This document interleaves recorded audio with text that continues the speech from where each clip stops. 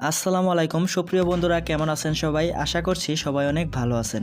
তো বন্ধুরা, আজকের ভিডিওতে আমি আপনাদেরকে শেখাবো যে কিভাবে বিকাশ অ্যাকাউন্টের পিন রিসেট করতে হয়। তো আমরা অনেকেই আছি যারা বিকাশ অ্যাকাউন্টের পিনটি ভুলে গেছি বা পিনটি মনে নাই, সেক্ষেত্রে কিন্তু আমাদের পিনটি রিসেট করার প্রয়োজন হয়। তো আগে আমাদের বিকাশ হেল্পলাইনে ফোন করে কিন্তু পিনটি রিসেট করতে হতো, কিন্তু বর্তমানে আমরা একটি সুবিধা পাচ্ছি, আমাদের ফোন থেকেই কিন্তু আমরা পিনটি রিসেট করে নিতে পারবো। তো আগে দেখা যেত যদি আমরা হটলাইনে কল করতাম সেক্ষেত্রে প্রচুর পরিমাণে টাকা চার্জ করা হতো, তার মানে 20-30 টাকা ফোনে ফ্লেক্সি লোড করার পর কল দিতে হতো। তো এখন আমরা এই সুবিধাটি ঘরে বসেই পাচ্ছি। তো এটি করার জন্য আমরা সরাসরি আমাদের মোবাইলে ডায়াল অপশনে চলে যাব এবং আমরা সরাসরি ডায়াল করব *247#। তো আমরা কল দিয়ে দিব যে নাম্বারটিতে বিকাশ অ্যাকাউন্ট করা সেই নাম্বারটি দিয়ে। তবে বন্ধুরা, যারা এখনও সাবস্ক্রাইব করেন নাই তারা প্লিজ এখন হিট দ্য সাবস্ক্রাইব বাটন, আর যারা অলরেডি সাবস্ক্রাইব করেছেন তাদেরকে থ্যাংক ইউ সো মাচ। তো ফ্রেন্ড, তারপর এখান থেকে আমরা 9 নাম্বারে দেখতে পাচ্ছি রিসেট, এখান থেকে 9 সিলেক্ট করব এবং সেন্ডে ক্লিক করে দেব। তো এখান থেকে আমাদের এনআইডি নাম্বার, পাসপোর্ট নাম্বার অথবা ড্রাইভিং লাইসেন্স নাম্বার, তার মানে আপনি যে ইনফরমেশন দিয়ে অ্যাকাউন্টটি ক্রিয়েট করছেন সেই ইনফরমেশন এখানে দিয়ে দিতে হবে। আপনি যদি এনআইডি কার্ড দিয়ে করেন তাহলে এনআইডি নাম্বার দিবেন, পাসপোর্ট দিয়ে করলে পাসপোর্ট নাম্বার, আর যদি ড্রাইভিং লাইসেন্স দিয়ে করেন সেক্ষেত্রে ড্রাইভিং লাইসেন্স নাম্বারটি এখানে বসিয়ে দিবেন। তো আমি যেহেতু এনআইডি নাম্বার দিয়ে অ্যাকাউন্টটি করছি তাই এনআইডি নাম্বারটি এখানে বসিয়ে দিচ্ছি।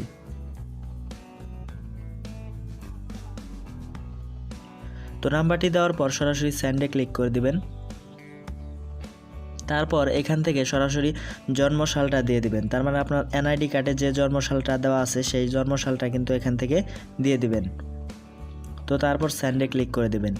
তো কাজগুলো একটু দ্রুত করবেন, কারণ হচ্ছে এখানে কিন্তু টাইম আউট মারবে, তো এই জন্য সমস্যা হবে। তো তারপর এখানে লাস্ট একটি ট্রানজ্যাকশন সিলেক্ট করবেন।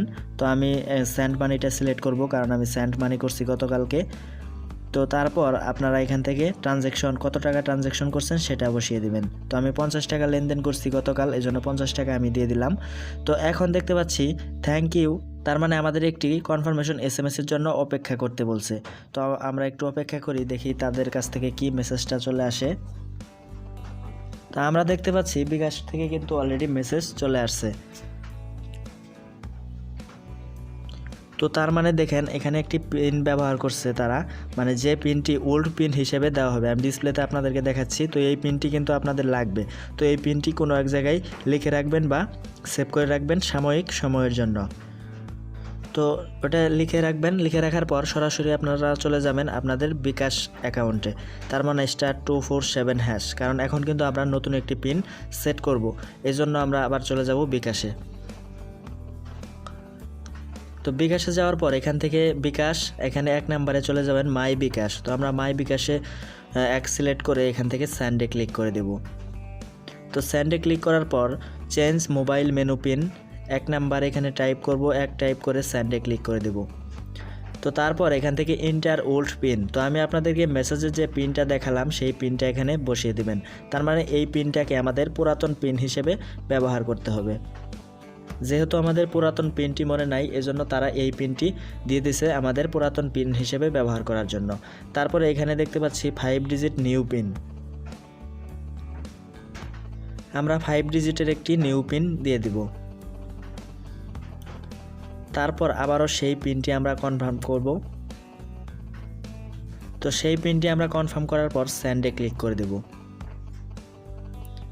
তারপর আমরা দেখতে পাচ্ছি your mobile menu pin has been changed successfully, তার মানে আমাদের মোবাইল মেনু পিনটি কিন্তু সাকসেসফুলিভাবে চেঞ্জ হয়ে গেছে। তো এভাবেই মূলত আপনারা আপনাদের বিকাশ অ্যাকাউন্টের ভুলে যাওয়া পিনটাকে রিসেট করতে পারবেন খুব সহজেই। তো আশা করি এই ভিডিওটি আপনাদের জন্য অত্যন্ত হেল্পফুল হয়েছে। যদি ভিডিওটি হেল্পফুল হয়ে থাকে তাহলে অবশ্যই একটি লাইক দিবেন এবং কেমন লাগলো সেটা অবশ্যই কমেন্ট করে জানাবেন। সো সবাই ভালো থাকবেন, সুস্থ থাকবেন। Thanks for watching this video.